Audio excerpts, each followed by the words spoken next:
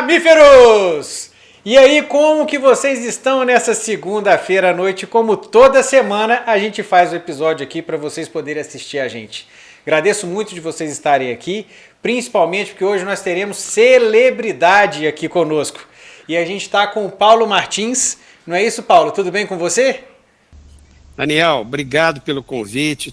Tudo muito bem. Vai ficar melhor ainda agora que a gente vai conversar sobre leite, para onde está indo o leite, o futuro do leite, o futuro dos produtores, de toda a cadeia leiteira. Bom demais. Também a gente está aqui com o Ronaldinho, sempre presente, time titular. Fala, mamíferos, mais um dia aí do time titular e a gente aqui hoje, né, com a presença do galã que não pode faltar. Fala aí, né? Olha lá, o homem. A minha esposa vai capar o seu, Ronaldo. Tudo bem, Leandro? Tudo bem. Fala, mamíferos, é isso aí, um prazer mais uma vez estar aqui. Time titular, né? Bom demais. Eu queria muito começar esse episódio falando para vocês de que o Paulo, para mim especificamente, eu fui estagiário do Paulo há alguns anos atrás, quase uma década atrás, e o Paulo foi a pessoa que me deu a bronca mais bem dada da minha vida. E nesse dia dessa bronca foi um dos dias que eu mais aprendi. Então, eu achei que eu nunca ia fazer isso, Paulo, mas muito obrigado pela bronca daquela vez que a gente estava lá, que eu era seu estagiário. Bom, eu não lembro da bronca não, e que bom que valeu a pena, né? Depois você me conta aí quando terminar o programa que bronca foi essa. É sempre assim, né? Quem bate, esquece. Mas realmente o Paulo tem muito essa capacidade de dar feedback que faz a gente crescer bastante, né? Tem o Ariano Suassuna fala que tudo que é ruim de passar é bom de contar. Né? Então é isso. Você passou perrengue lá, mas aí tá. Deu Não, com frutos, certeza. né? Uma delas, por exemplo, foi minha pós-graduação que eu fiz em gestão empresarial. Toda essa parte depois do além técnico, quem acabou trazendo isso para mim, com certeza, foi o Paulo, a partir do momento que eu fiz parte do meu mestrado e o meu estágio supervisionado com ele. E Paulo, para o pessoal saber também, não só do que eu estou falando, conta um pouco quem é Paulo Martins e por que você está aqui hoje nessa mesa com a gente. Daniel, mas antes disso eu queria dizer que você chegou lá para fazer estágio, o seu negócio, se não me engano, era jacaré. Eu falei, o que esse cara quer fazer comigo aqui? Porque jacaré não é mamífero. Então ele estava... Né, e aí nós começamos, ele falou, não, mas eu quero trabalhar com a parte de gestão, eu quero entender um pouco disso. E no final das contas eu acho que você fez está fazendo uma belíssima trajetória, uma belíssima história de vida, porque trabalhou conosco, me refiro na Embrapa, trabalhou conosco na Embrapa, depois você passou aí foi fazer mestrado, eu tive a oportunidade de participar da sua banca de mestrado, e depois você também passou eu não sei em qual ordem aí, mas passou pelo Milk Point, ou seja, você foi recebendo certificações ao longo da vida, e eu fico muito feliz de estar aqui com você. Então, como você disse, meu nome é Paulo do Carmo Martins, sou pesquisador da Embrapa, sou professor da Universidade Federal de Juiz de Fora há 38 anos, trabalho com leite, sei lá desde quando assim, 82, né? Tive a oportunidade, aprendi muito, e também levava bronca, viu, o Daniel, do professor Sebastião Teixeira Gomes, fui o primeiro orientando dele, tivemos a oportunidade de fazer planilha de custo de produção de leite há 41 anos atrás. Enfim, foram coisas que a gente foi aprendendo ao longo da vida, e nós estamos aqui para falar menos do passado e mais do futuro, com certeza. Com certeza absoluta. E o tema do nosso tema de hoje é como apoiar o produtor de leite. Então, o que a gente pode fazer de uma forma geral, seja público, privado, como empresa, o que a gente pode fazer para apoiar o produtor de leite? E para a gente falar isso, primeiramente teremos que falar sobre a crise que a gente está vivendo exatamente nesse momento, não é, Paulo? Pois é, essa é uma crise que ela foi acentuada, a velocidade dela ficou mais rápida, mas é claro que isso já está acontecendo há muito tempo. Nós temos tido a saída de produtores, se a gente pega dados do censo de 96 para 2006, nós tivemos uma saída muito forte, muito rápida. A cada 11 minutos saiu um produtor de leite da atividade. De 2006 para 2017, a velocidade reduziu bastante, porque as condições do leite estavam muito favoráveis. Então a margem do produtor estava boa, aí a velocidade caiu. E agora voltamos a ter aí, é uma década meio complicada, né? Você tem um período em que o produtor consegue ganhar dinheiro, até 2018, 19, 20, aí vem a pandemia, dá uma confusão danada, os custos sobem muito, o preço ao produtor subiu muito, só que o preço caiu e os custos ficaram lá em cima. Então hoje nós temos o quê? Nós temos um problema de margem do produtor, né? E ele está ficando com a margem muito apertada. O produtor que é pequeno, receita é preço vezes quantidade. Se o preço está baixo, a quantidade está baixa, a receita já é pequena. E se a margem, que é a diferença entre o preço e o custo, também está pequeno, aí você fica numa situação muito difícil. Mas o que eu acho que é importante dizer, isso já vinha acontecendo e ficou mais acentuada no último ano e não tem muito a ver. Então a gente precisa aqui tirar algumas questões que não são verdadeiras e que eu vejo com frequência nas redes sociais. Isso não é uma crise de governo, não é uma crise de Estado, embora o Estado tenha que agir, mas não é uma crise de governo. É uma crise, primeiro, dentro do Mercosul, porque a Argentina está passando por uma situação que vira e mexe ela está devendo até o FMI, não tem dólar lá, né? Os bancos hoje, eles estão proibidos de fazer transação com dólar até o dia da eleição. Então eles chegaram a uma situação de falta de moeda internacional, coisa que o Brasil não teve. A gente teve um momento pequeno lá na década de 80, mas de lá para cá, ao contrário, nós estamos com um colchão de 370 bilhões de dólares que nos dá uma tranquilidade danada, e eles não. Então a ideia é mais ou menos o seguinte, o que dá valor a um bem é a escassez. Então, se eles estão com o dólar escasso, significa dizer que a moeda deles está muito desvalorizada. Então, quando há uma conversão do preço do leite deles, que já é um preço competitivo, em dólar, que é o preço, né, internacional, o negócio vai lá no chão. Então, isso cria uma impossibilidade concreta de competitividade entre nós e eles. Bom, mas isso quer dizer, então, que temos que aceitar livre transação? Não. Mas é importante dizer que o governo também não está subsidiando o produtor lá, não. Não tem nada disso, não tem nada disso. Então, é uma crise de mercado. Tem que ter isso muito claro. Uma crise que foi agudizada em função dos problemas que a Argentina vem apresentando e também porque no mercado internacional os preços deram uma caída porque a China, o mercado de leite sempre foi um mercado fechado, com pouca transação. Um dos mais fechados do mundo, né? E aí com muito preço artificial, porque aí você tem subsídio embutido, uma opção de coisas desse tipo.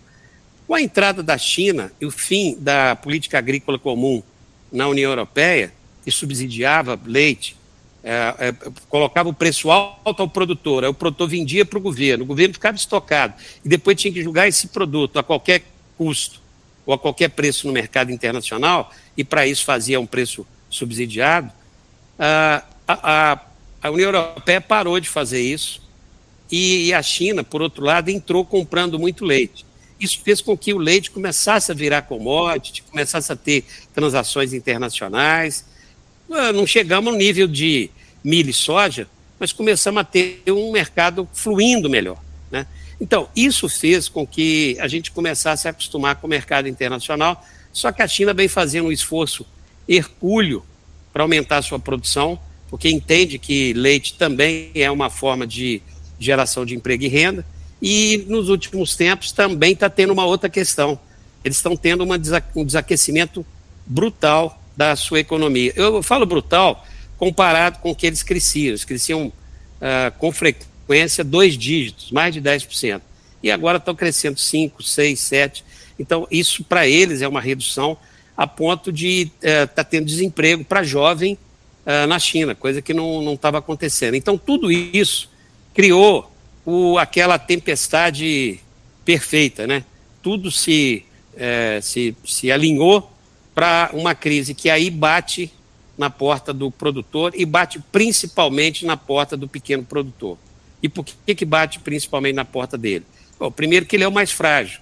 Segundo, que ele compra insumo mais caro do que o grande produtor e vende leite mais barato em relação ao grande produtor. Então, a margem dele acaba ficando destruída. Já falei muito, vou dar uma paradinha para vocês fazerem comentários. Não, mas esse panorama geral ótimo. Foi interessante porque a gente falou em episódios anteriores da crise do leite, mas, por exemplo, hora nenhuma a gente abordou o papel da China do jeito que você acaba que está dizendo para a gente, né? E isso é muito interessante. Na Argentina, agora, a última notícia que eu tive, que afeta um pouco a gente de uma certa forma, é que o governo argentino tirou as retenções, né, de alguns dos produtos lácteos também, que é mais uma atitude que faz com que o leite consiga chegar mais barato aqui no Brasil também, né? Então, eu não consegui fazer a relação entre o preço do mercado internacional ter aumentado, porque o preço do GDT está aumentando, mas ao mesmo tempo também tira a retenção na Argentina. Então, como é que isso fica? Eu só queria fazer uma ponderação. De tudo que a gente importa, acho que 60%, 70% vem da China, o resto vem do Uruguai, não é isso? Não, da Argentina. Não, 60%, 70% de toda a importação vem da Argentina. Mas eu acho que 30%, 40% vem do Uruguai. Então, o maior volume mesmo vem da Argentina. O Uruguai não chega a fazer assim, a ter um impacto. Tanto que o pessoal acaba falando mais da Argentina. Mas aí tem uma coisa que eu acho que é importante dizer.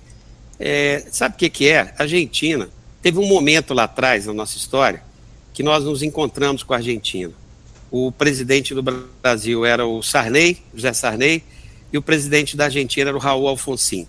Ali nós estamos saindo do processo, entrando no processo de redemocratização, e a população brasileira, a sociedade brasileira, fez uma opção claríssima de combate à inflação, custasse o que custasse. Isso mostra a maturidade da nossa sociedade. E a Argentina não fez essa opção. A Argentina aceita todo tipo de coisas que nós sabemos que não dá certo. Hoje, se um líder brasileiro falar que vai tabelar qualquer coisa, a gente morre de rir, porque a gente viu que não deu certo. Vocês talvez não, mas os pais de vocês viram que tabelamento não resolve. Por quê? Porque você não baixa preço das coisas, não acaba com a inflação com decreto, você acaba com... porque é ciência, economia é ciência. Você acaba com atitudes dolorosas. E o Brasil soube fazer atitudes dolorosas ao longo de todo esse período da década de 80 para cá, e a Argentina não. A Argentina até hoje acredita, por exemplo, sabe o que é esse negócio de retenções? É um imposto sobre exportação para gerar excedente no mercado, para o produto não ir embora e piorar a situação de escassez, e aí a população ficar irritada, a inflação crescer mais do que está crescendo. Eles criam imposto sobre exportação, que é um negócio assim muito estranho. Então, esse tipo de comportamento bagunçou completamente as contas argentinas. Está difícil lá de resolver esse processo, mas nós não vamos falar de Argentina, nós temos que falar do nosso caso. E aí, no nosso caso, o que a gente tem? A gente tem um processo que claramente nós temos um custo de produção mais alto. Você, Daniel, você trabalhou lá com a gente levantava custo de produção lá junto com a Itambé e junto com o pessoal lá no Rio Grande do Sul, não sei se você chegou a pegar essa fase do Rio Grande do Sul, e, poxa, o nosso custo de produção é maior.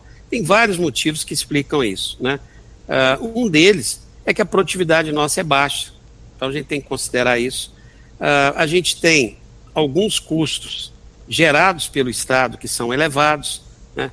Quando você tem uma estrada de baixa qualidade, você está gerando custo para a propriedade. O fato é que nós já temos no Brasil regiões que produzem a um custo de produção altamente competitivo. E aí, não necessariamente são produtores pequenos, como na visão que a gente tem, né? Mas são produtores que são altamente produtivos. Se a gente pegar a região do oeste do Paraná, do oeste de Santa Catarina e do meio do Rio Grande do Sul, na parte oeste para cima, tem muito produtor produtor ali que é muito competitivo, até porque eles ficam expostos há anos com a competição do leite argentino, que é mais barato. A terra deles é boa, é de qualidade. Então, e mais, lá, aí entrando na nossa conversa aqui, porque senão o programa acaba e a gente não começa. Com esse tanto de informação boa, se a gente nem começar, tá ótimo, né? A gente marca mais um. Marca mais um. Mas lá aconteceu um caso que eu acho interessante. Assim, como é que foi pensado o Mercosul? O Mercosul foi pensado num momento em que o Brasil era muito industrial e pouco agrícola. A Argentina era muito agrícola e pouco industrial. Então a ideia foi juntar os dois países para ter ganhos. A indústria brasileira ia ter um mercado facilitado, que era o mercado argentino, e a indústria e a agricultura argentina ia ter o nosso mercado. Eu estou falando aí dos anos 80, quando isso foi bolado.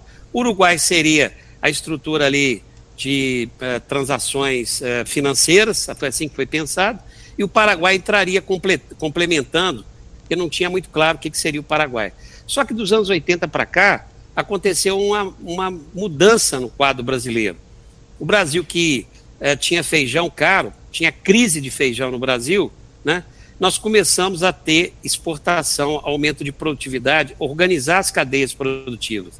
Então, nós começamos a ser competidores com a Argentina, quando a gente compara com outros produtos agrícolas. E a parte industrial brasileira não evoluiu, porque se tem gente dinâmica no Brasil, se tem empreendedor, está no agro, não está na indústria. Por quê? Porque a indústria brasileira já nasceu protegida. Então, ela nunca foi tão desafiada quanto é continuamente os produtores. Nós ficamos bons naquilo que a gente faz, e aí é uma mistura de duas coisas, é mistura de ciência e também de empreendedorismo. Por isso que não é possível, é leviano a gente falar de ciência sem falar de empreendedorismo, e é leviano falar de empreendedorismo sem falar de ciência. São dois arquétipos que se envolvem e fazem com que o Brasil seja o sucesso que é. No caso do leite, por que não aconteceu o que aconteceu com soja, avicultura, suinocultura? E aqui a gente tabelou, a gente fez o que a Argentina faz hoje lá, interfere na relação de preços. E aí nós não tivemos motivação para organizar a nossa cadeia produtiva do leite, uma cadeia importante, né, com um faturamento significativo, né, com geração de emprego e renda alto. E aí a gente chega numa condição agora, e aí é o ponto que eu queria voltar. Lá, quando eles fizeram o Mercosul, eles fizeram um programa chamado Entre Todos, né? E aí fizeram um processo de levar a tecnologia até o produtor. Na mesma época, sabe o que a gente fez? Um pouquinho depois, nós começamos a enfraquecer o sistema Embrater. E nos anos 90 a gente acabou com a Embrater, que era a empresa brasileira de assistência técnica e extensão rural. E aí o ônus ficou para os estados. Os estados, alguns deram apoio, outros não deram, alguns não estão dando nem apoio à pesquisa, né? O sistema de pesquisa estadual tem se mostrado fragilizado. Então a Argentina acabou ficando competitiva, porque deu tempo para o produtor, eu estou falando dos anos 80, deu tempo para o produtor ir se qualificando e melhorando a sua condição de produção. E aqui no Brasil, não. Aqui no Brasil a gente estava com tabelamento de preço, e aí a gente controlava a inflação, que era a inflação nos anos 80 era alta, nós controlávamos a inflação tabelando preço contrário ao produtor, então ele não tinha estímulo para investir. Aí a gente chega nos anos 90, tira o tabelamento, e aí o que acontece? Aí sim o leite começa a ter essa transformação muito rápida, mas no momento em que a assistência técnica oficial vai se fragilizando. Isso não é legal, não é bom. Aí a gente chega nesse quadro agora, e tem produtor que quer sair, tudo bem. Tem produtor que não tem filho para continuar, tudo bem. Nós não estamos falando desse produtor, nós estamos falando daquele produtor que quer continuar e que está triste porque não está tendo condições de se manter nesse negócio chamado leite. Ô Paulo, Deixa eu te fazer uma pergunta. Com relação à questão do tabelamento e como isso interfere na competitividade do setor no longo prazo, isso aí eu acho que é uma coisa que todo mundo percebe isso na pele que realmente produz leite, né? Mas você falou uma coisa que a gente prega muito aqui, eu acho que era bacana escutar de você também qual que é a sua opinião, que é com relação à organização de cadeia. Então, quando a gente fala que as outras cadeias foram organizadas e o leite atrasou para poder fazer essa mesma transformação, o que, além de tabelamento, teve mais algum outro motivo que levou a isso? Ou também é porque realmente é uma cadeia mais atrasada do que as outras? E também, como é que você vê essa organização podendo ser feita ao longo do tempo? Se a gente resolver hoje, vamos organizar a cadeia. Quem que você acha que tem que tomar a iniciativa dessa organização e como que isso deve ser feito em linhas gerais? Paulo, antes de você responder, deixa eu apimentar. Eu vou apimentar um pouquinho aqui, que você já responde completo. Por que dentro, ainda nessa linha de raciocínio, por que aconteceu a integração, por exemplo, né?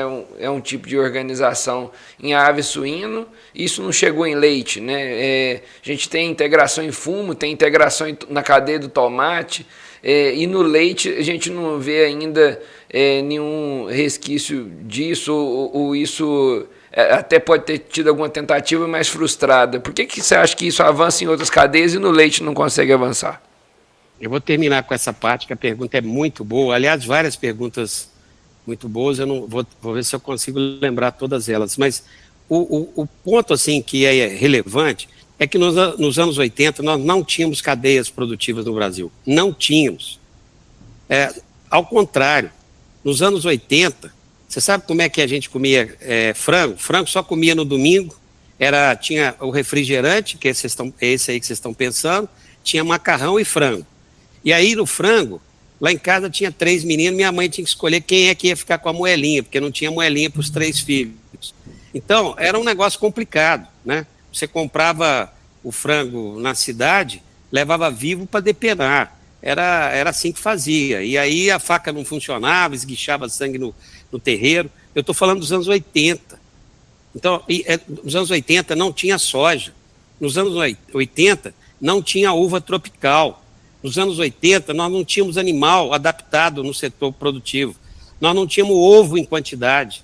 Nós não tínhamos frango e laranja em quantidade. Não tinha nada em quantidade nos anos 80. E não tinha leite em quantidade também, não. Éramos um dos maiores importadores do mundo. Entre terceiro e quarto maior importador do mundo. Hoje nós somos terceiro e quarto maior produtor do mundo. Mudou. Então, isso é anos 80. Bom, o que faz a diferença?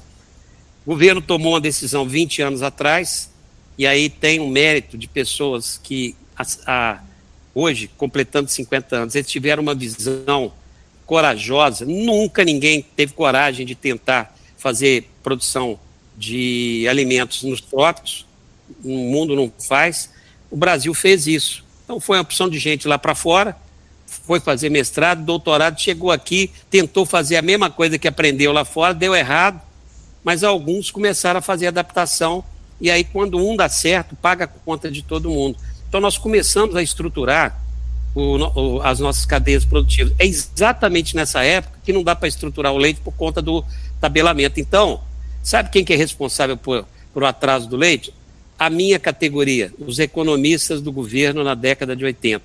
Eles tiveram a visão de curto prazo, tabelaram o leite, e aí não permitiram que o leite crescesse. Nos outros produtos, não. Porque antigamente você tinha frango no Brasil inteiro, você tinha milho no Brasil inteiro, você tinha fumo em boa parte do Brasil, ou seja, você não tinha regionalização de produção.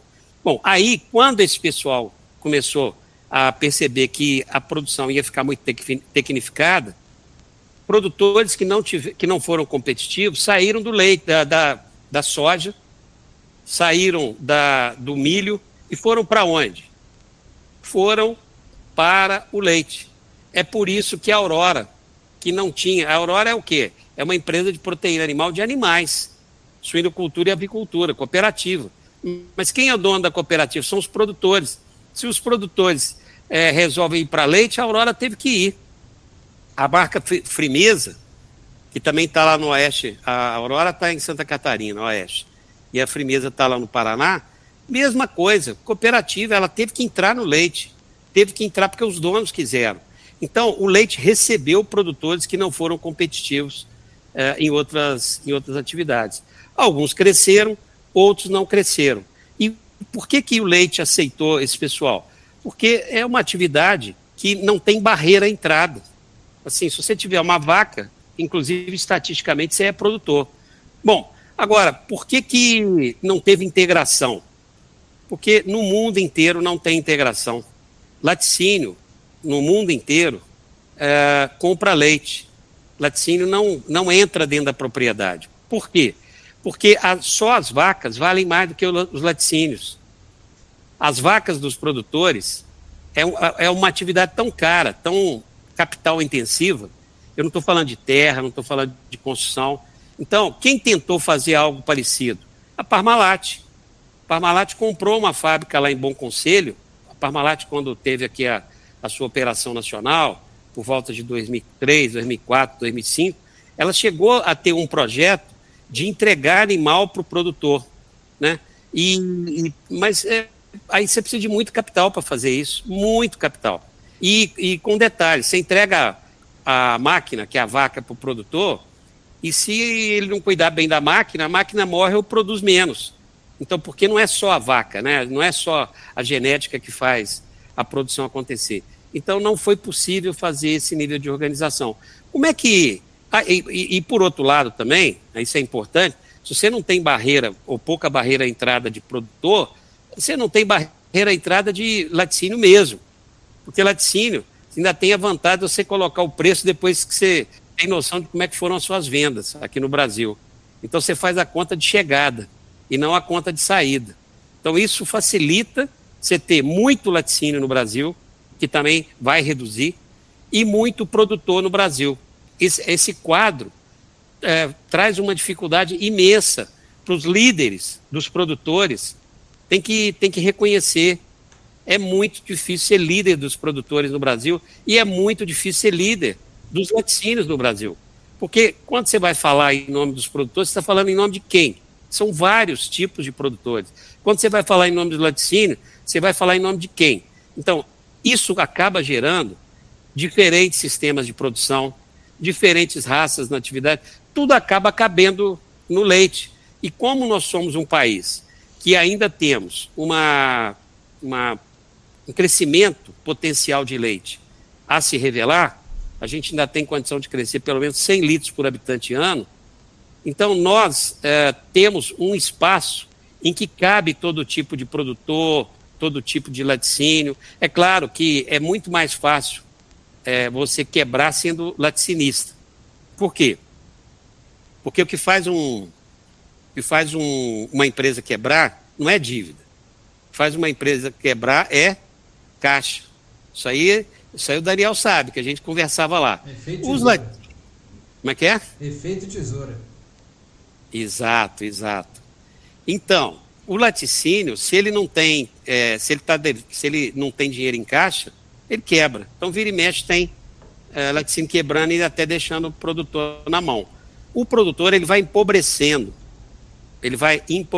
Aí chega um dia que ele precisa repor um maquinário, ele não tem dinheiro para repor.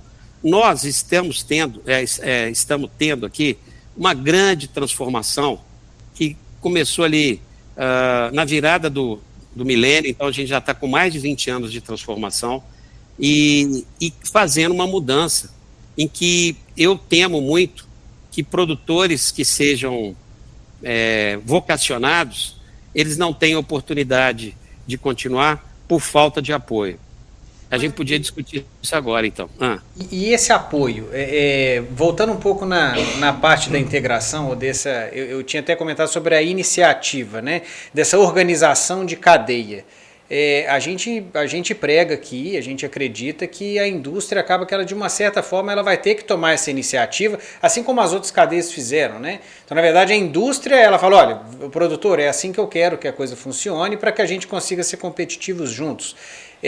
Você acredita que um modelo, às vezes, adaptado de integração, em que leva em consideração todo o capital que você tem em vaca, por exemplo, que é extremamente alto, quando você faz algumas adaptações disso, seja parcialmente, às vezes com o animal, às vezes facilitando o crédito, às vezes organizando a parte de volumoso de uma fazenda.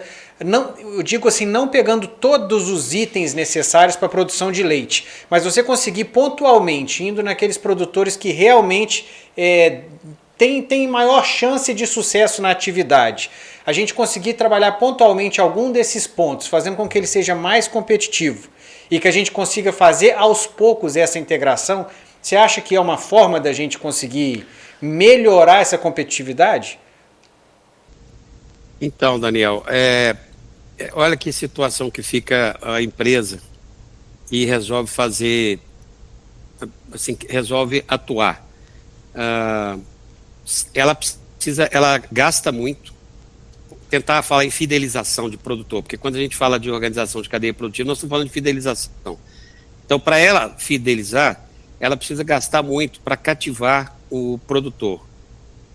Só que o produtor, ele é oportunista, porque a indústria também é oportunista. Então, se o produtor vê lá na frente que está faltando leite, e tem faltado leite no Brasil, e tem alguém pagando mais caro, ele abandona todo o trabalho, eu não estou falando de todos, né? Mas abandona todo o trabalho que vem sendo feito e pula para o produtor, para a indústria que está pagando menos, mais. Isso destrói, assim, vai dando a noção para quem está querendo organizar a cadeia que está fazendo papel de bobo. Por outro lado, a indústria o laticínio que aperta na qualidade do leite, o produtor acaba encontrando outro laticínio para poder entregar. Então, é um setor ainda não muito bem estruturado, porque isso acontece em função da gente ter ainda muito laticínio no Brasil e muito produtor, inclusive produtor que não é vocacionado. Então, como é que a gente vai superar esse processo? Vai superar com amor ou com a dor? O melhor que seja de maneira consciente. Porque tem uma outra onda que a gente não está tendo nem espaço para falar, que é a onda do tal do ESG. Isso já aconteceu, isso já está em transformação. Isso está acontecendo não é porque a empresa quer fazer, não, é porque o mercado financeiro determinou. Nós vamos ter que limpar nossas cadeias produtivas, nós vamos ter que ser carbono zero até 2050. Vamos ter que ser. É claro que nós temos ainda muito que aprender nessa caminhada, mas nós temos isso como ativo no Brasil, porque nós somos um país tropical. Aqui planta crescendo, faz captura de carbono. Nós precisamos atuar nessa linha. E tem laticínio que está interessado nisso. Tem laticínio que está preocupado, porque a pressão do Conselho de Administração sobre o presidente do laticínio, eu estou me referindo aos grandes laticínios, é muito intenso. E quem é que está no Conselho de Administração? São os fundos de investimento. E por que os fundos de investimento estão pressionando? Porque os meus filhos, meu filho de 22, 23 anos, ele não pensa igual a mim. Eu tenho 61. Tem uma diferença aí de 40 anos. Então, é outra geração. Ele tem toda uma lógica de estar preocupado com o planeta e coisa e tal. E aí, esse menino é que quer consumir produto. E eu, que sou investidor, porque eu quero ter minha aposentadoria garantida, eu vou pressionar o fundo de investimento para fazer a aplicação que ele quiser, desde que ele me dê retorno. Aí o fundo para e fala assim, eu vou investir em empresa que está fazendo produto parecido com o que o filho lá dele está querendo. E aí vai para o Conselho de Administração, pressiona o presidente da empresa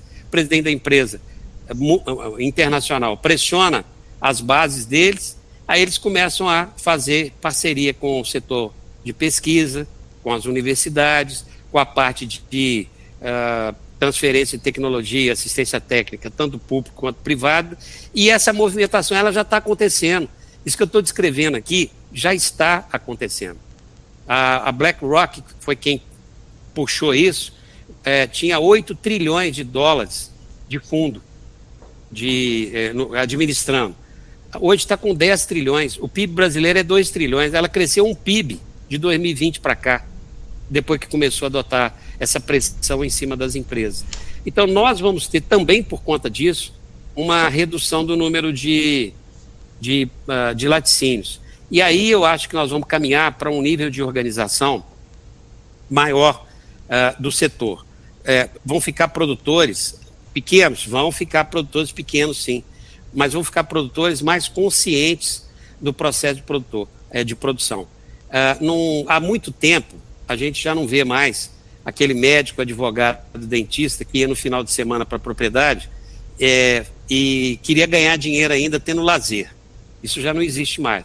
Mas agora tem aquele produtor que ainda precisa conscientizar que sem tecnologia ele não vai aumentar a margem. E para aqueles que querem aumentar a margem, eu acho que só tem um caminho. Políticas públicas, mas não necessariamente sendo operados só pelo setor público, né? Eu acho que uma das coisas que a gente aprendeu é que o setor privado no Brasil, ele aporta uma quantidade de serviços diferenciados e cada vez melhor competentes, porque está disputando, está tendo disputa.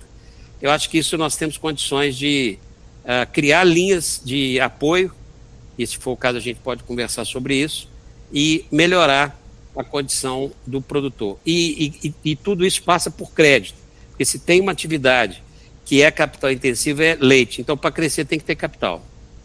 Eu queria não só fazer uma ponderação dessa questão da ESG. Eu acompanho bastante isso, né? E eu vejo empresas, por exemplo, de carvão, que eles estão centralizando a produção deles para o caminhão deles não ter que viajar 500, 600 quilômetros, porque o que consome de diesel e dessas situações, então eles estão querendo centralizar justamente para diminuir, reduzir a emissão de carbono. E aí eu faço essa analogia, a mesma analogia no leite. Tem laticínios que a gente atende que ele vai pegar leite a 500, 600 quilômetros. Ele vai uma carreta com 2 motoristas, sai 3 horas da manhã, vai no produtor de leite, capta o leite lá e volta para o laticínio. Então eu acho que essa questão de ESG vai reforçar essa necessidade que nós temos da integração, de produzir mais próximo. Não tem sentido você pegar um caminhão, até mudar a matriz energética do país para outra matriz, para um caminhão grande, eu acho que vai demorar bastante tempo. Então, assim, a questão de ESG reforça mais esse projeto de integração, de você produzir melhor, mais controlado pelo laticínio, mais saudável ambientalmente, né? E ter menos emissão de carbono. Só essa ponderação que eu queria fazer, mas pode continuar, Daniel. Não, eu acho que é mais ou menos por aí, e integrações também tem as modalidades de cluster, né, que tem gente que está tentando fazer. Então tem a pessoa que fica específica em criação de novilhas, a outra de bezerras, a outra fica por conta de ordenhar os animais, a outra por conta de fazer a ração para aquele grupo, e ao mesmo tempo a indústria está ali no meio daquilo tudo, fazendo com que a parte logística fica muito mais barata, né? E você começa a gastar mais para poder, com o produto acabado, chegar lá no consumidor final, do que você pegar a matéria-prima e colocar dentro da fábrica. Eu acho que a própria iniciativa privada ela vai evoluir para isso. Porque a iniciativa privada, como o Paulo falou, ela é a melhor em alocação de recursos. Né? Gestão pública, eu falo muito, gestão pública é alocação de recursos. Onde que eu vou fazer melhor, onde que eu vou alocar melhor o capital que vai ajudar o mais pobre. Isso é alocação pública. Alocação do privado, onde que eu vou alocar o capital que vai ser mais eficiente para trazer mais lucro para a empresa. A integração ela traz mais lucro para a empresa. E dessa questão da ESG ainda, para o mercado olha com mais afinco essa questão da integração. Então eu acho que a integração ela é um futuro natural. E aconteceu em todos os segmentos, não foi à toa. Né? Eu acho que é um futuro natural, mas eu concordo. A questão o CAPEX, né, para a produção de leite, ele é enorme. Né? Então, assim, é uma atividade que, para a atividade ser sustentável, qualquer atividade agrícola precisa de uma coisinha que chama escala. Né? E a produção de leite não é diferente, ela precisa de escala. E para ter escala, ela precisa de capital. Né? E aí, a questão de funding no Brasil, ela é complexa. O juros está alto, às vezes você tem que precisar de uma linha estatal subsidiada, alguma coisa nesse sentido, mas que que essa questão que o Paulo falou de recurso é enorme, né? E vai precisar disso. O Paulo, pegando um gancho aí, né? Você falou para a gente algumas palavras aqui que para mim foram chave para a gente tracionar os próximos passos que nós temos para dar aí. Quando você disse da necessidade do crédito, né, para a gente promover a transformação, para chegar nos próximos passos, né, isso vai ditar o que vai acontecer daqui para frente no Brasil, ou seja, a corrida de transformação da pecuária leiteira. Eu vou ministrar uma palestra dessa daqui a uns dias, onde eu estou fazendo uma provocação semelhante, onde a gente fala que essa corrida ela não está só na terra, só nas fazendas. Ela tem atores correndo junto, influenciando na Faria Lima. A gente, uma palestra do mercado do leite, só fazendo a provocação para o capital. Né? Vamos ter que colocar dinheiro para trabalhar, Quem entender isso mais cedo tende a ganhar essa corrida, tanto o laticínio quanto o produtor, né? Ou seja, são aqueles que vão ficar no negócio, que aprender a colocar o dinheiro para trabalhar. Eu acredito muito nisso e eu queria que você nos ajudasse, né, a tentar organizar essas ideias na sua visão, como que você está entendendo no futuro, colocar esse capital para trabalhar nas fazendas. Isso demanda, de fato, a ajuda do governo, e nós estamos falando de capital subsidiado, ou não, você entende que é o capital privado mesmo, está caminhando para se organizar, fundo de investimento, a própria indústria, o produtor, parcerias, maturidade jurídica, contratos. Como que você vê que a coisa vai caminhar daqui para frente? Antes dele falar, não vamos deixar de lado você que está escutando a gente, que escuta o episódio nosso que é leve, episódio que é muito técnico, mas agora um baita de um episódio desse de economia, de história do mercado do leite daqui para frente, é lógico que você não pode deixar de curtir esse episódio aqui. Segue a gente, Mamíferos Podcast, lá no Instagram, JPA Agro, Companhia do Leite, não é isso? É isso mesmo, JPA Agro, Companhia do Leite e Mamíferos Podcast. É isso aí. Paulo, fala para a turma aí, qual que é o seu Instagram, para o pessoal também já começar a te seguir? Ih, rapaz, eu não sei, eu acho que é Paulo do Carmo Martins, tudo junto. Mas eu não sou bom de Instagram não, viu? Não? Eu vou passar a ser. Depois do Mamíferos eu vou passar a me dedicar ao Instagram. Então tá bom, bota lá Paulo do Carmo Martins e o que sair lá provavelmente é o dele, vai dar certo, fica tranquilo. Ele vai a partir de hoje começar a colocar e postar vídeo no Instagram, porque é bom, você fala com muita gente. Como vocês que gostaram de ouvir o Paulo falando, vou dar uma dica para vocês aqui. Eu já assisti vários e vocês, para curtir um pouco mais, assistir Conexão Leite e Derivados. Tem o Paulo conversando com um monte de artistas da cadeia aí. Eu abri aqui pra gente, para dar uma olhada, mas é só gente fera. É só, assim, muita gente importante do setor com contribuição em diversas áreas diferentes, né? Marcos Veiga na qualidade do leite, Renê da Nestlé, Sávio, né, que trabalhava na Verdicampo, trazia uma época de discussão sobre sólidos, várias pessoas, ícones do mercado do leite, né? Aí, né? Então, assim, para vocês aproveitarem um pouco mais do conhecimento do Paulo, que aqui só vai ter só 1 hora, lá vocês vão ter vários episódios de 30 minutos aí que vocês vão poder aproveitar do conhecimento dele. E o último podcast também agora que está fazendo junto com o Milk Point, não é, Paulo? Quer falar um pouco para a turma, para aproveitar? Não, acho que é um podcast que a verdade, assim, a ideia foi até do Marcelo Carvalho. A ideia é a gente fazer o que vocês estão fazendo aqui agora, é a gente começar a pensar o futuro, porque o leite é muito focado no curto prazo. E como a gente está falando de futuro, a gente não tem medo de falar bobagem, de errar.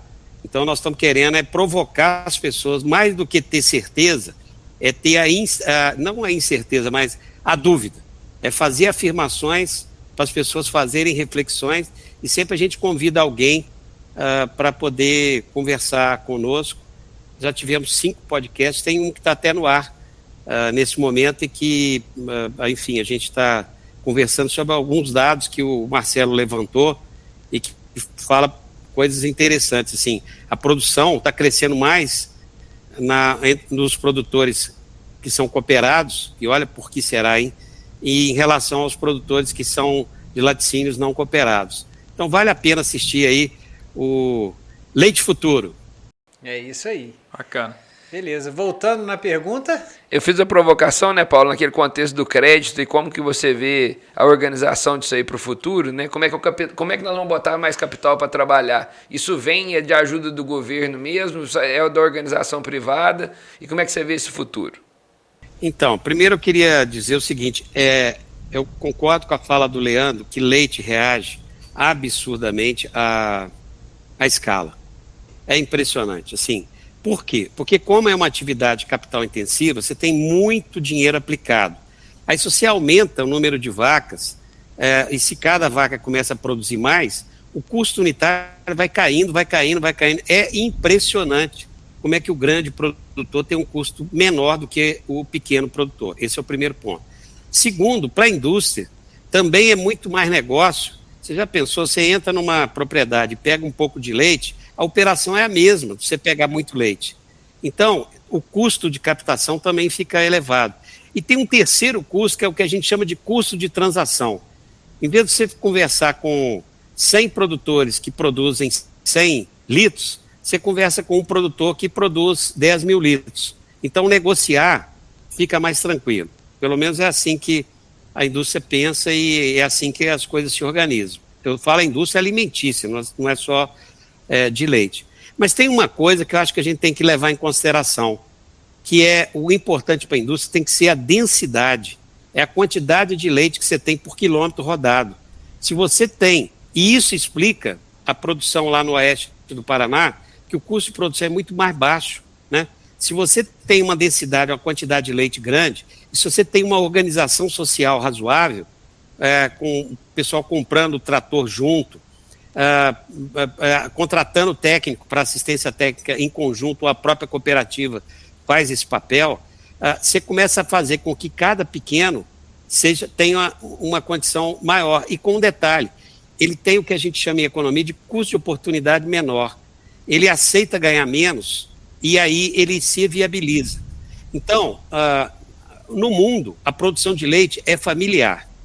No mundo, a produção de leite é familiar. Então, é possível ser produtor familiar, sendo pequeno, médio e grande. Agora, para isso tem que ter densidade na atividade. E precisa, para crescer, ter capital. Bom, para ter capital, no mundo inteiro, crédito é instrumento de política agrícola. O pessoal da soja, o pessoal do milho, o pessoal do algodão, eles têm crédito agrícola. Eles têm apoio do Estado. Então, nós temos que ter política para leite de crédito. E com um detalhe, uma soja exige de dinheiro muito para você comprar um maquinário. E também um pouco de custeio. Mas a turma lá dos traders já tem até financiamento, Ronaldo. Nós não temos trader financiando. Estão começando com startups aí, que estão fazendo a primeira tentativa, estão começando esse processo. Então, enquanto nós não temos... Ronaldo, vou te falar uma coisa. Eu fui secretário municipal de agropecuária lá em Juiz de Fora, há 30 anos atrás. Rapaz, eu fiquei impressionado como é que gerente de banco não gosta de produtor de leite. Aí, mais à frente, o Banco do Brasil tomou uma iniciativa, mais à frente que eu falo, eu já não estava mais na secretaria, tomou uma iniciativa muito interessante, que foi fazer palestras para gerente de banco, porque gerente de banco não gosta de emprestar. Por que ele não gosta de emprestar? Porque nós falamos mal do produto. O produtor fala mal, aí se você chega lá e pede, ele fala, não, isso aqui não é esmola, aqui é negócio, eu não vou emprestar para ele. Então, eu acho que nós vamos ter que ter linha de crédito e vamos ter que ter um trabalho junto aos gerentes de banco, porque, você pode decidir que vai emprestar lá na Faria Lima, mas o cara que opera lá na ponta é que vai fazer a operação. Se ele achar que não é bom negócio, que ele vai correr risco, que ele vai colocar a carreira dele em risco, ele não opera, mesmo que seja um banco estatal. Então, nós vamos ter que trabalhar um pouco com essa cultura, reformar essa cultura, que não existe no oeste do Paraná, não existe nessa região que eu falei, mas que existe em Goiás, existe em Minas Gerais. ou então nós vamos ter que caminhar para o Sicredi, para um banco que seja um banco de cooperativa que tenha essa visão. No caso do capital privado, efetivamente, o risco que ele tem é que é uma atividade ainda muito volátil, os preços oscilam, não tem um ano igual ao outro, e a maturação é mais lenta. Então, isso traz um risco para quem está investindo, somado a uma cultura que não é muito favorável. Então, por que não é favorável? Porque a gente fala mal. Então, eu acho que no primeiro momento, a gente tem menos espaço, não é menos espaço, tem menos motivação para o setor privado colocar dinheiro para o produtor crescer, e por isso aí eu acho que quando a gente tem falha de mercado, não tem outro caminho. Estado agindo. Paulo, eu falo que no começo o start tem que ser Estado. Por exemplo, eu vou te falar que eu planto. Nós plantamos na região de Mato Deus de Minas, você conhece, de Juiz de Fora, né? 1.850 hectares de grãos. O crédito público, ele é pequeno para o negócio hoje. Tá? Só que no início, o start tem que ser público. Até porque o mercado privado ele não acredita em negócio pequeno, como atividade. Ele entra se for para fazer muita coisa. Tem mudado muito no leite. Né? A gente mesmo tem uma empresa que é uma securitizadora, nós temos dentro do grupo nosso, e nós fazemos esses financiamentos, mas só o Estado sozinho ele não dá conta do mercado agrícola hoje. E eu já falei várias vezes aqui, nós temos um armazém de 12 mil toneladas na região de Mato Deus, ali em São Vicente de Minas. Eu peguei o crédito a 5,5% ao ano, com 3 anos de carência para pagar, mais 9 anos para pagar o montante. Eu pergunto a todo produtor de leite, será que eles têm isso para fazer um freestyle? Não tem. Então precisa de uma linha, porque o Estado ele viu a necessidade que a gente tem no Brasil de armazém. Falta armazém no Brasil, até hoje falta armazém. Né? E eu acho que o Estado tem que olhar, né, como eu sou um liberal nesse sentido, mas eu entendo que o Estado, o início, tem que ter um estímulo, um fomento estatal. Então eu acho que falta esse começo para o produtor ganhar escala, mapear o que ele precisa para ganhar escala. Ele precisa disso, disso e disso. É um custeio, uma infraestrutura e capex em vaca. Vamos fazer alguma linha nesse sentido, para ele começar a aumentar. E depois o privado vai complementar. Fala, as maiores fazendas de leite do Brasil, no estado de São Paulo, por exemplo, ela não precisa de capital do Estado. O privado o mercado de capitais já supra a necessidade dela, entendeu? Um dos então, motores, acho que o start precisa. Um dos motores de crédito é justamente o histórico, né? Então, assim, por que o produtor de soja ele consegue pegar o crédito hoje com grande facilidade no mercado privado, né? Por que Fiagro está crescendo? Porque esse cara começou pegando dinheiro emprestado no plano safra, né? Então, assim, no leite, se a gente não tiver uma linha de crédito específica que gere esse histórico, dificilmente o mercado privado, né, ele entra participando. Precisa do kickoff, né? Sabe? Precisa do pontapé inicial, precisa do chute. Chutou, aumentou a escala, criou um mecanismo, eu falo muito em encapsular em produto, você encapsula em produto uma linha de financiamento simples, como foi para o agrícola. Você tem lá o PCA, que é para silo, você tem o Finam, que é para máquina, e você tem o custeio, que é para o OPEX, né, da operação agrícola, de comprar insumo, etc. Essas três tem para o leite? Não tem.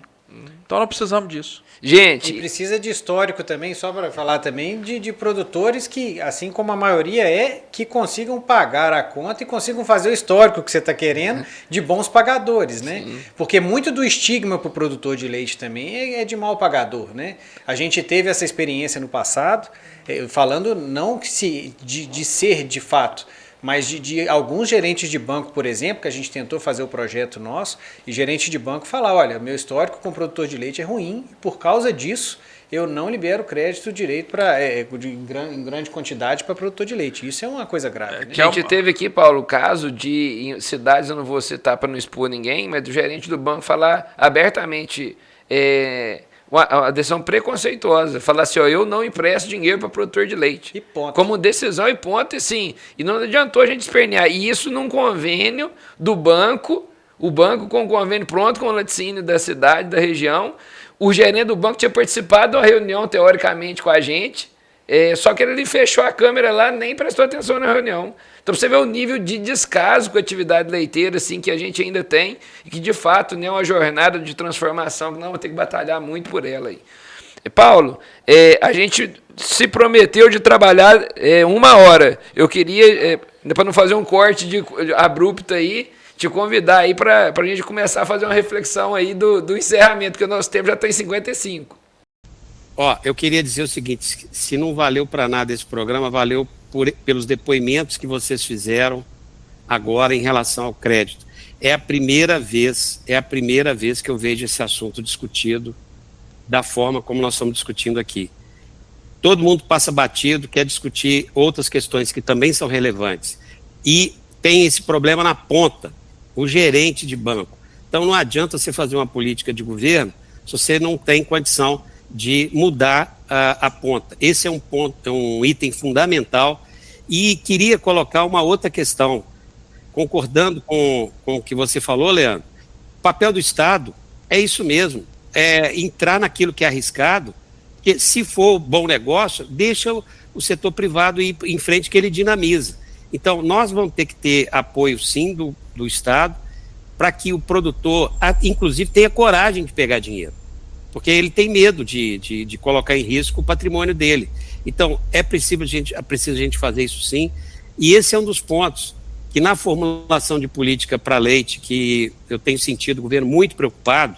Isso é importante dizer, o governo está preocupado. Esse é um item que nós vamos ter que levar em consideração. Mas quero dizer uma outra coisa. Eu conheci recentemente uma startup que me deixou fascinado. Eles colocam várias camadas de dados abertos, e com isso eles minimizam absurdamente o risco no empréstimo. Eu não conhecia esse trabalho. E grandes multinacionais já estão utilizando isso para várias coisas, para rastreabilidade, para fazer empréstimo com menor risco, porque aí a empresa pode entrar no fundo de aval, sendo avalista para que o produtor possa pegar dinheiro. Quem sabe esse caminho não pode ser seguido pelas cooperativas e por empresas que começam a ter uma visão de relevância em termos de indução da adoção de tecnologia e melhoria de patamar e aumento, não só de produtividade, mas também de escala de produção. Eu acho que a gente pode estar aí também num novo limiar de transformação. Obrigado pela oportunidade de ter participado com vocês nessa 1 hora de conversa. Paulo, eu queria, uma vez você até disse para a gente no começo, né, que você está em Brasília, e dessa sensibilidade do governo de estar montando política pública para o produtor. Isso foi divulgado das medidas que você trabalhado, seria montar um grupo de trabalho para essa transformação. Eu acho que na medida do possível, no seu raio de ação, que puder contribuir, eu sei que você tem bastante influência para isso, uma contribuição positiva, uma imersão no assunto do crédito. E você trouxe um negócio para a gente muito importante, sem citar bancos, né? A gente teve a oportunidade de trabalhar nesse contexto de dependência de crédito. A gerência do banco, a alto escalão do banco, pensou um programa com ideias boas para fazer o dinheiro chegar na ponta. Ela reunia com os gerentes, provocava os gerentes e não mudava em nada a participação do gerente. O gerente ia tomar conta de outras coisas e tal. A relevância com um programa ativo, com a proposta ativa, com parceria e contrato assinado com a indústria de laticínio. A decisão do gerente não mudou em nada, o descaso foi extremo. Então, assim, não adianta ter uma linha de crédito específica para leite, não adianta o governo criar isso, se não tiver uma profunda sensibilização da ponta, se não tiver algo transformador na ponta mesmo. É uma política assim, nós queremos, de fato, ajudar a cadeia do leite, nós precisamos da participação do gerente, mudar o jeito de pensar a meta dele, sei lá de que forma, porque eu estava lá, não me contar não, eu estava lá, não funciona, você entendeu? Assim, não funciona. Assim, o modelo Pronaf, hoje, para o produtor de leite, é um negócio que não está funcionando, sabe? Você quer falar mais alguma coisa para você terminar já? Não, e aí, assim, eu só quis aproveitar, né, porque o Paulo tocou a importância disso, e eu acho que ele está na posição estratégica lá que pode contribuir. Eu queria Paulo, agradecer aí a sua participação. Você é uma mente brilhante do setor. Não vou nem chamar de senhor, porque você disse numa palestra que eu gravei e eu copio, né? Eu sou jovem há mais tempo do que os outros. É o jovem potente, ele vai ficando cada vez mais jovem. Jovem há mais tempo. Eu assisti isso na palestra dele, eu achei fantástico. A gente aqui é seu fã, acompanha o trabalho, às vezes presencial em palestras, às vezes no material online. Queria te agradecer a contribuição que você veio dar aqui para a gente, dar os parabéns pelo trabalho transformador na carreira das pessoas e também transformador na cadeia produtiva do leite, trabalhando na posição da Embrapa e trabalhando também como autônomo, né, no sentido de, nas ações extracurriculares, extra trabalho seu, né, na Embrapa, é uma pessoa muito impactante aí pro setor do leite. Te dar os parabéns aí pela jornada e agradecer muito a participação e a contribuição aqui no Mamíferos. Obrigado. Leandro? Agradecer, Paulo. Foi muito bom esse bate-papo. Me colocar também à disposição aqui, assim como o Ronaldo, para qualquer situação que precisar da gente aqui, nós estamos à disposição sempre. E eu queria só fazer uma ponderação, que eu sei desse preconceito, né, que existe nas instituições financeiras tradicionais com relação ao produtor de leite. Eu queria te falar que a minha missão aqui é mudar isso, pelo menos na nossa empresa. Mas, assim, além disso, falar o seguinte: nosso índice de inadimplência como produtor de leite é baixíssimo. É um dos menores do mercado. O mercado financeiro, muitas vezes, eles não têm noção disso, porque o produtor de leite, ele precisa todo mês de fazer compras de insumo. Tem recorrência.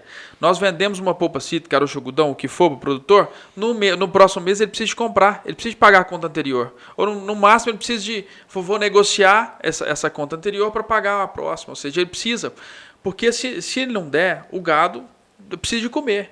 Entendeu? Então o índice de inadimplência é baixíssimo. O mercado financeiro que nos assiste, os tradicionais, os gerentes de banco, tem que entender que o produtor de leite, ele pode perder tudo, menos o nome dele. Ele não perde o nome dele. Então ele tem uma preocupação muito grande com o nome dele, com o Serasa dele, com o CPF dele. Então, e ele colhe por dia, né, Leandro? Ele tem recorrência. Como ele colhe todo dia, ele tem dinheiro constante para poder estar gerando. Eu conheço, a gente está no mercado, sabe? A gente está no mercado, vive no mercado. A gente não faz o podcast que não vive. Nós vamos para a roça, tem uma empresa. E eu conheço muitas pessoas da parte agrícola que tem problema. E o problema é muito maior, porque os volumes são muito maiores. O produtor de leite tem a recorrência todo mês. Se der um probleminha num mês, o seu dano não é tão grande como na parte agrícola. Entendeu? Então, assim, eu acho que o mercado precisa de enxergar diferente o leite. E tem uma coisa que vocês falaram que é muito importante. A gente sempre fala aqui, sabe, Paulo?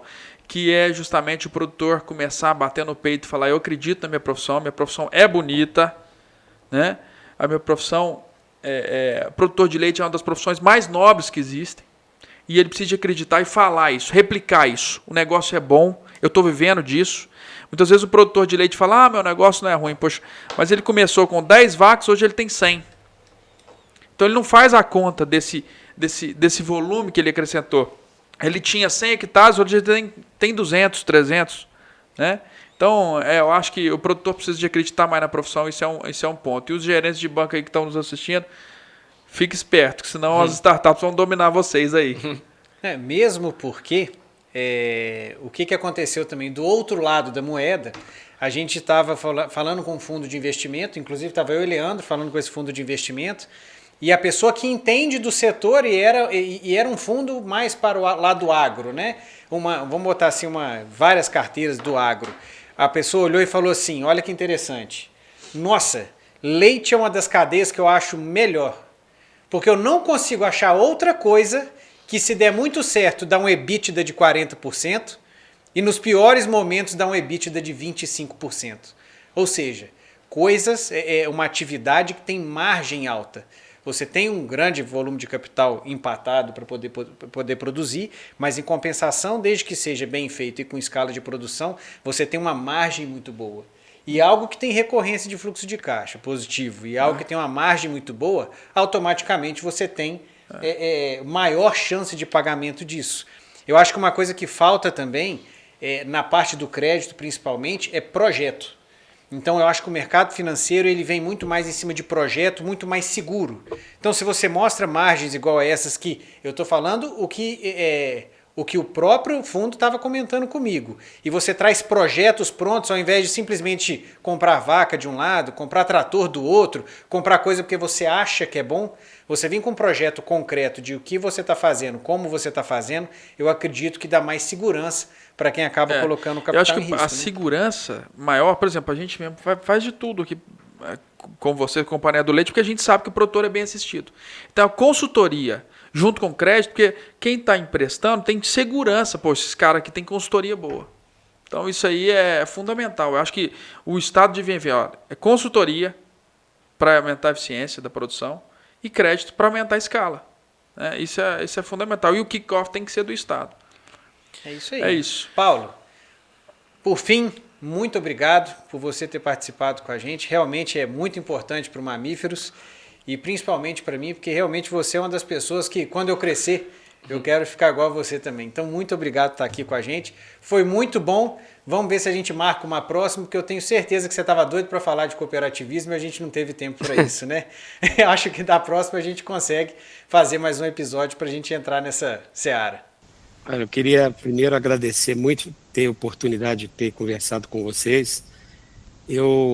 Na verdade, assim, eu tive muita sorte lá no começo, né? Eu comecei na universidade, como eu falei, há 38 anos eu dou aula na Federal de Juiz de Fora. Na Embrapa eu comecei como estagiário e eu tive uma pessoa maravilhosa no começo que me apoiou muito e me deu muitos conselhos. Enfim, a gente vai dando sorte e eu só queria dizer para você, Daniel, que a diferença de você para mim é que você tem muito futuro e pouco passado. Eu tenho muito passado e pouco futuro.